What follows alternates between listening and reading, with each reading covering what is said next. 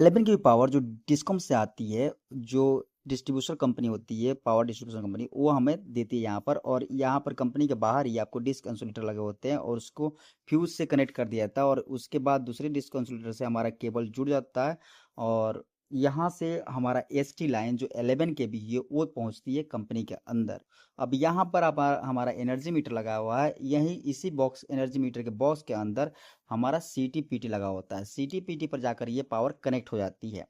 ठीक है, अंदर में CTPT लगा है, वो हम दिखा नहीं पाएंगे, लेकिन आपको समझ में आना चाहिए कि CTPT में तीन टर्मिनल एक साइड होता है, तीन टर्मिनल एक साइड होते हैं। ये इनपुट 11 के भी दे दिया जाता है, दूसरी साइड से इनपुट आउटपुट निकाल लिया जाता है।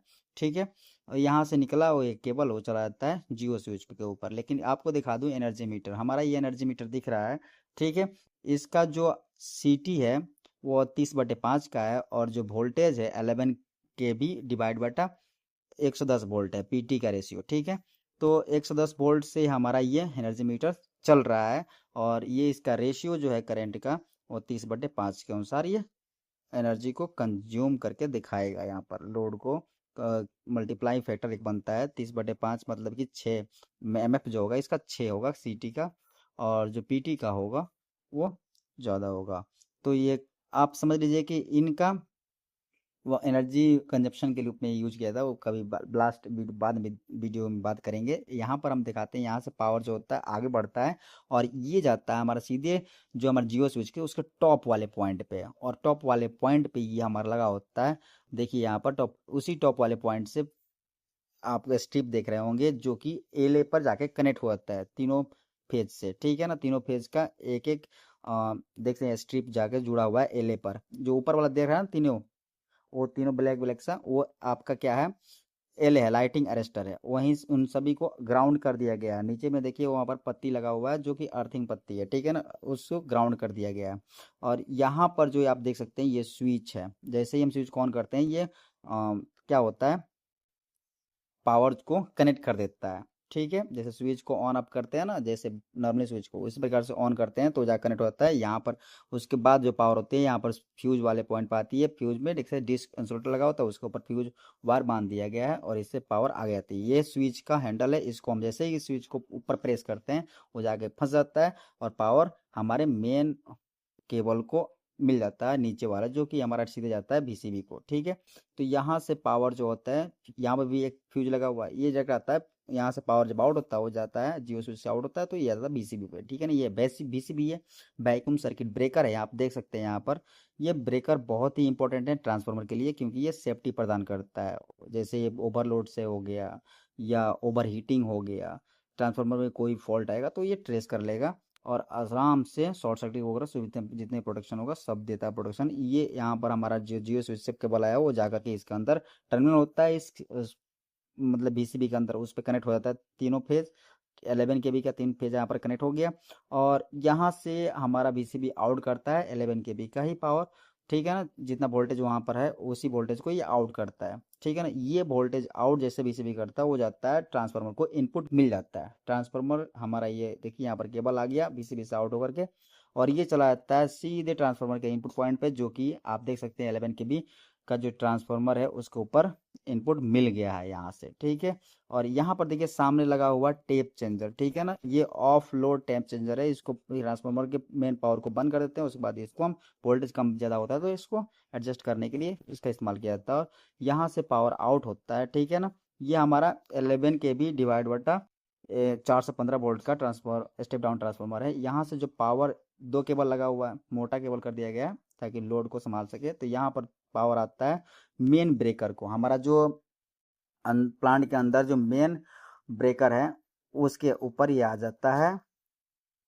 जो हमारा पैनल रूम है उसके मेन ब्रेकर को, यहाँ पर देखिए ब्लू कलर का मेन पैनल है उसके ऊपर आता है। तो यहाँ पर इसको इनपुट मिल जाता है, जैसे वहाँ से दो केबल आया था, दोनों केबल का तीन दो दो केबल ये वायर हो गया यहाँ पर, RYB और ब्लैक, ये हमारा 3 फेज प्लस न्यूट्रल यहाँ पर मिल जाता है, इनकमिंग मिल जाता है हमारे मेन ब्रेकर को। और ये मेन ब्रेकर जैसे ही ऑन होता है तो मेन ब्रेकर का आउटपुट जो होता है ना वो कनेक्ट होता है बस बार से। यही खेल है, यही बस बार से हमारा बाकी सारे ब्रेकर को कनेक्ट कर दिया जाता है और बाकी ब्रेकर को ऑन करते हैं तो हमारे प्लांट में पावर डिस्ट्रीब्यूट हो जाता है। और नीचे आप देखिए, इसी के नीचे देखिए यहाँ पर लगा हुआ दूसरा ब्रेकर, ये हमारा डीजी का है। इस पे भी आप देख सकते हैं डीजी से केबल कनेक्ट है और आउटपुट ले जाकर के यहाँ पे बस बार, आउटपुट इसका बस बार में कनेक्ट हो गया है, जाकर के उसी बस बार में कनेक्ट हुआ है जो जिस बस बार में मेन ब्रेकर का आउटपुट कनेक्ट है। ठीक है, तो नीचे जो रेड कलर का है वो हमारा डीजी और ब्लू कलर का मेन पावर सप्लाई यहाँ पर है। और उसके जस्ट बगल में ये ब्रेकर है। जैसे ही हमारा मेन ब्रेकर ऑन होता है, इसके टर्मिनल पर पावर आता है, इसको जैसे ऑन करते हैं तो बाकी इस वाले हिस्से के जितने भी आपको छोटे छोटे एमसीसीबी एमसीबी लगे हुए हैं उन ब्रेकर को पावर मिल जाता है। और इसके द्वारा हम कंपनी के अंदर का जितने भी लाइटिंग बोर्ड है या मशीनों के मेन पैनल है उन सभी के ऊपर पावर यहीं से हम डिस्ट्रीब्यूट कर देते हैं। ठीक है,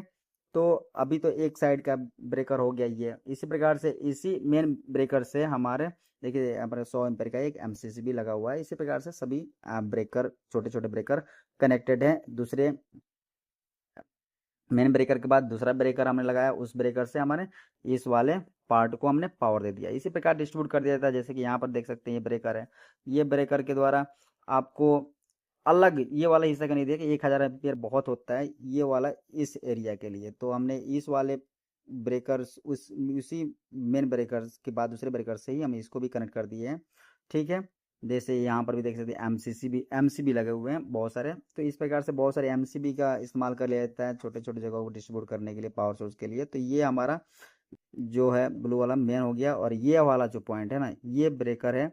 ये सारे ब्रेकर जो है ना, एसीबी दूसरे एसीबी, ये हमारे 1000 एम्पेयर के हैं। ठीक है, तो यहाँ पर 1000 के एम्पेयर के ब्रेकर देख सकते हैं, ये भी 1000 का है।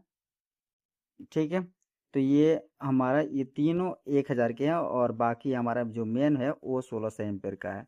तो यहाँ पर ये जो इसी को एक दूसरे ब्रेकर से हम क्या करते हैं, इस वाले को एपीएफसी पैनल होता है उसको भी पावर दे देते हैं। क्योंकि ये APFC panel automatic power factor controller अगर नहीं लगाओगे तो उसके बाद कंपनी पर पेनाल्टी आ जाएगी। क्योंकि समझ लो कि पावर फैक्टर मेंटेन करना बहुत ज़रूरी है। तो यहाँ पर देख सकते हैं कि ये हमारा जो ब्रेकर है अभी देखिए यहाँ पर ये किस तरह से कनेक्ट है। जैसे ही मेन से यहाँ पर पावर आता है, ये पावर दूसरे वाले इस वाले साइड के जितने भी ब्रेकर है उनको पावर दे देता है। ठीक है, तो ये सब बस बार का ही खेल है। अब जब दूसरा डीजी आ जाएगा तो यहाँ पर भी कनेक्ट हो जाता है एक साइड के लोड के लिए। अभी ये खाली है तो अभी मतलब कि बहुत सारे ब्रेकर ऐसे भी नीचे देख रहे होंगे जिसका इस्तेमाल अभी नहीं किया जा रहा, अब आगे चल के यूज होगा।